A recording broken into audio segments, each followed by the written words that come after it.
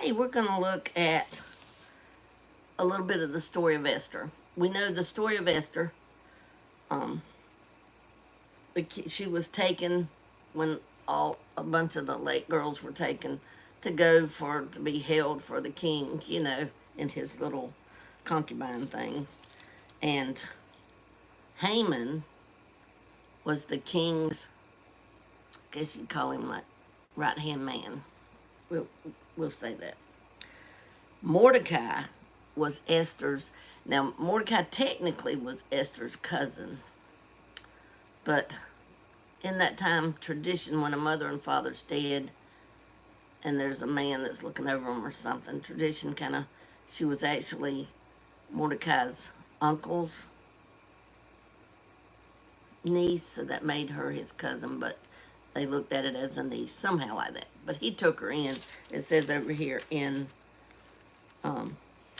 Esther 2 verse 7 that he took her for his own daughter. So Esther to him was his daughter. Like he took over her care.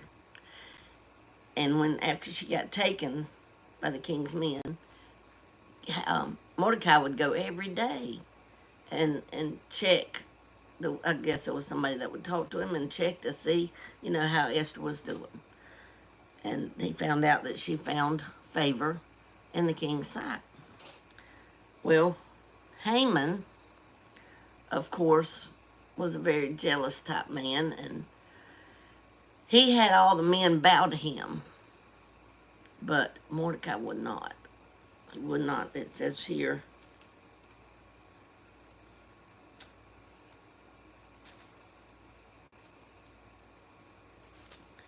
in Esther 3, and when Haman saw that Mordecai bowed not, nor did him reverence, then was Haman full of wrath.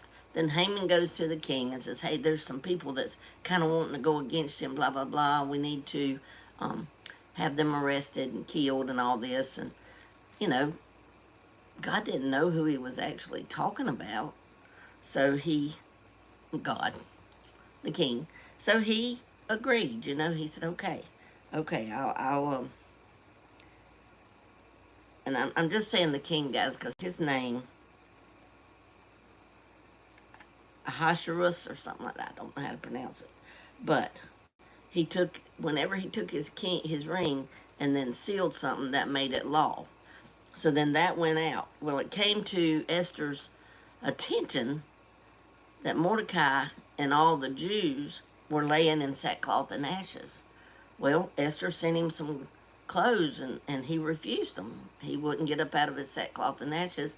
And so she sent, the king had put, I guess he does this to everybody, but the king had put somebody over Esther to kind of be her, let's see if he says what he is, Chamberlain, to be her Chamberlain. And his name was Hatash.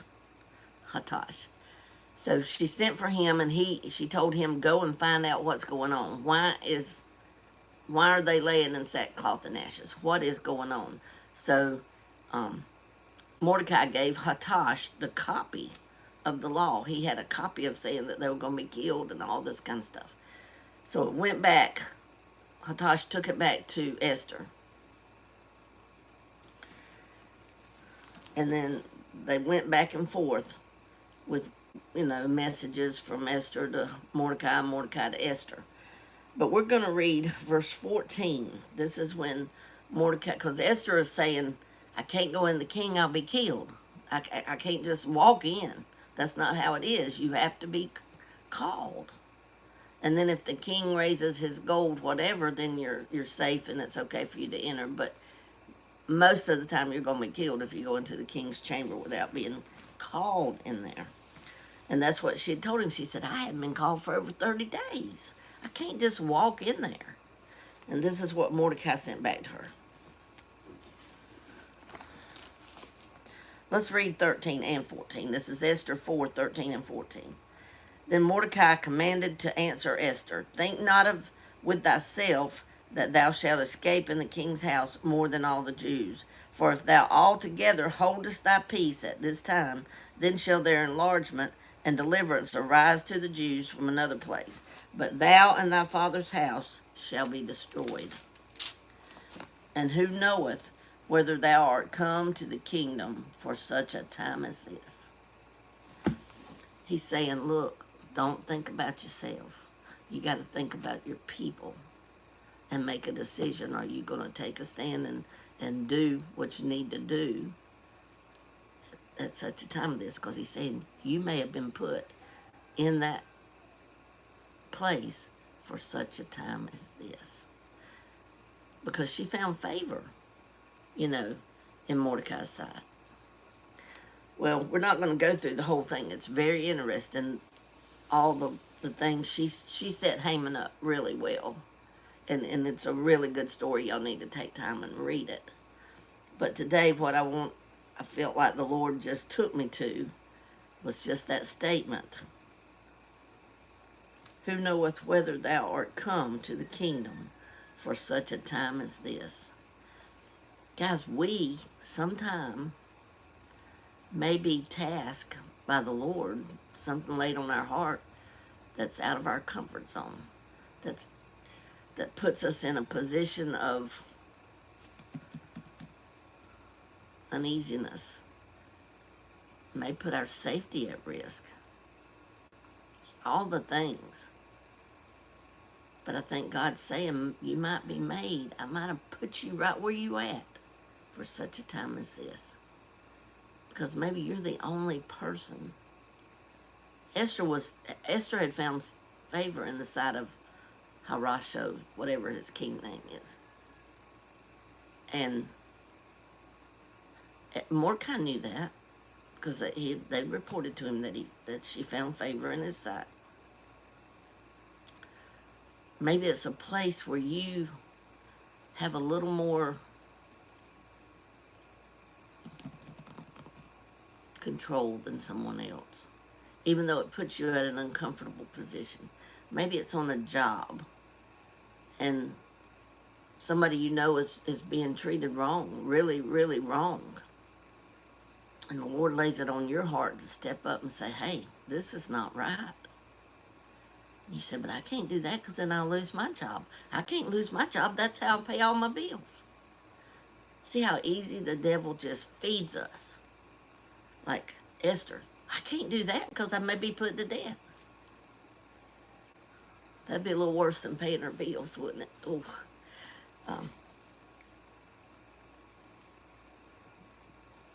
But today, guys, I just feel like, there's so many things that go through your mind when you read something like this.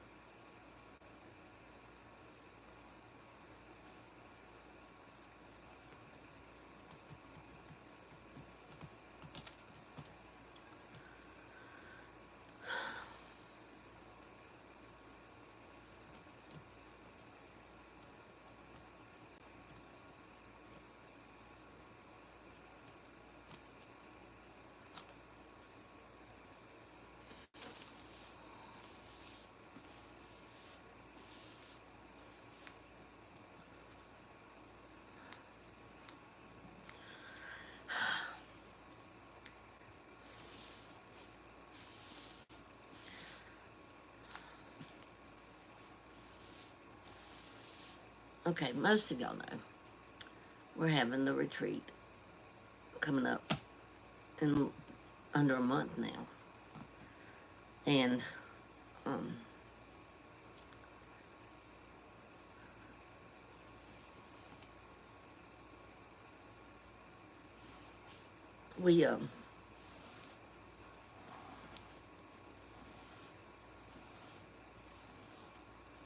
we didn't get enough attendees to even pay for the retreat this year.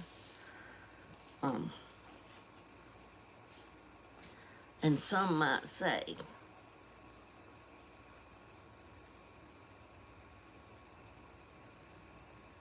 well, you shouldn't have had it. You should have called it off. You should have this and you should have that.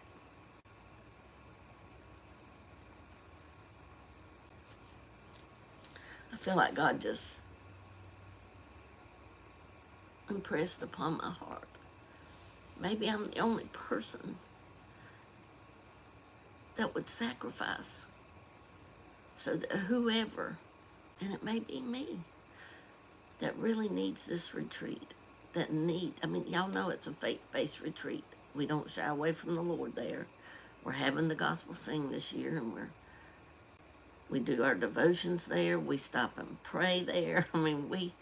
It's just a wonderful thing.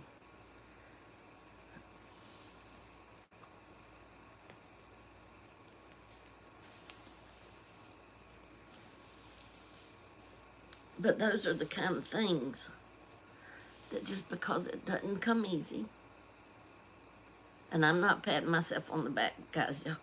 Well, I'm gonna tell you, I have lost some sleep over all this, but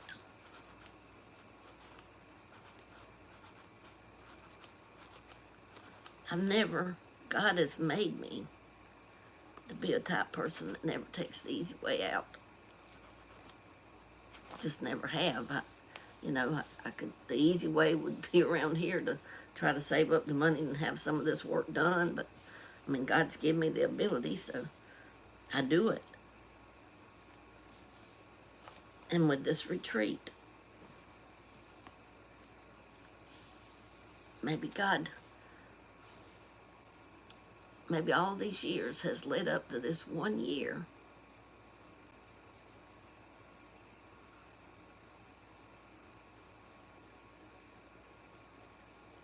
just so God could see if I would.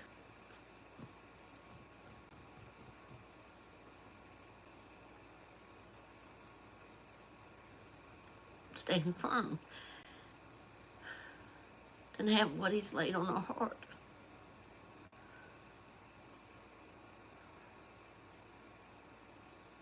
God works in mysterious ways, guys. When He lays something on your heart, over on Facebook, I've told the story because it just resonated with me so much when I heard it. This man was supposed to bring a gallon of milk home. And so he'd stopped at the store and got a gallon of milk, and he was driving home. And when he passed this house, it was like the Lord said, stop and give them that milk. He said, but Lord, I need this milk. And the house is dark. It don't look like anybody's awake there. Immediately that devil just feeds you with all the excuses.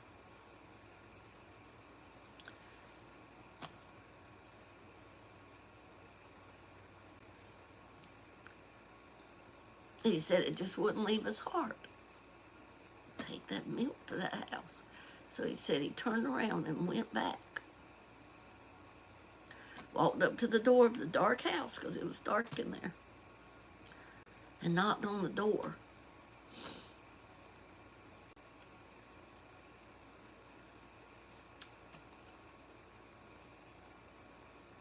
And when they answered the door, he said, I really don't know why I'm here other than God impressed upon me to bring you this gallon of milk. And the lady said,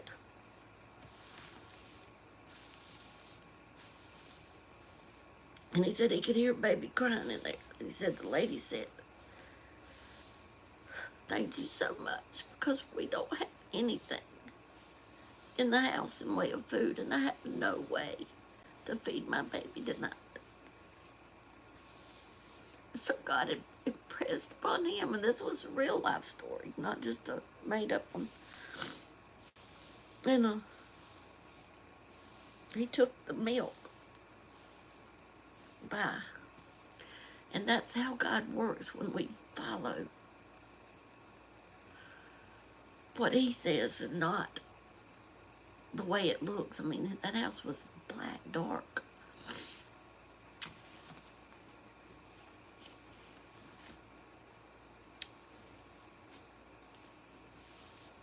Guys, you don't know what it is that God may be asking you to do, that you're the only person He was made for such a time as that, to take that milk. He just happened to be going by. Nah, no coincidence.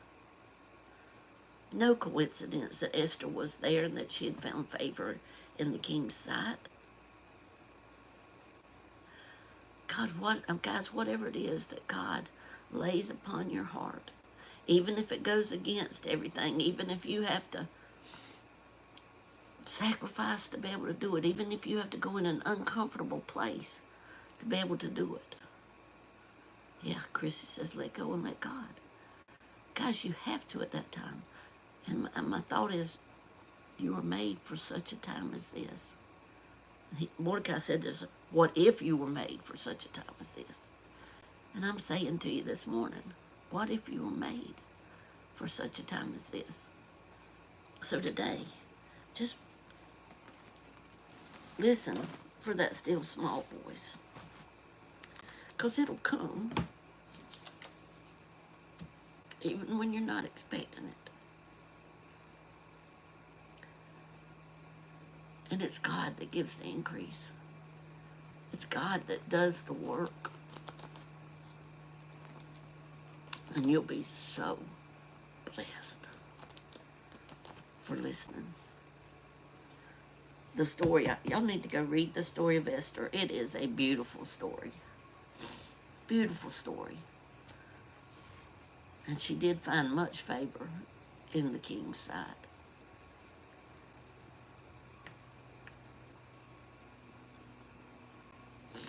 So today, our thought is, what if we were made for such a time as this? Okay, let's go and pray.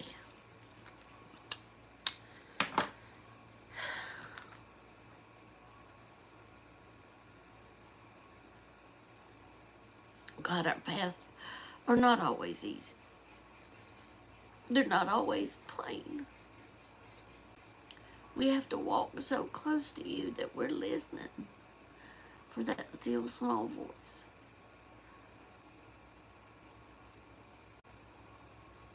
Help us, Lord, not to miss the call from you, because our life is so busy we can't hear for the noise. Help us, Lord, to stay so in tune with you and to keep our eyes so focused on you that it doesn't matter to us what the circumstances look like, that it doesn't matter to us what it is that you ask, that we'll be willing to step out and just do.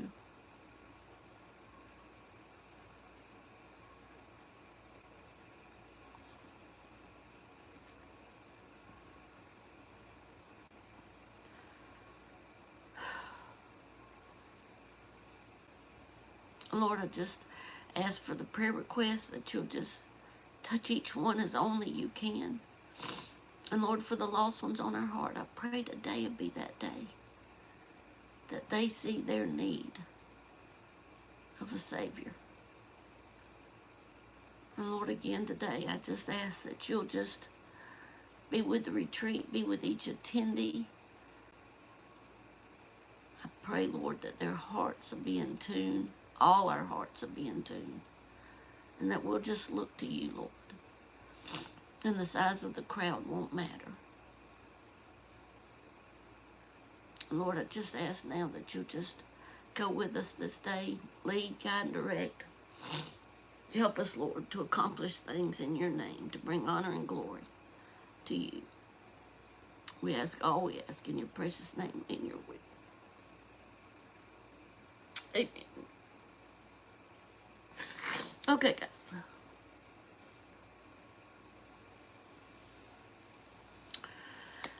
Let's go get busy about the day.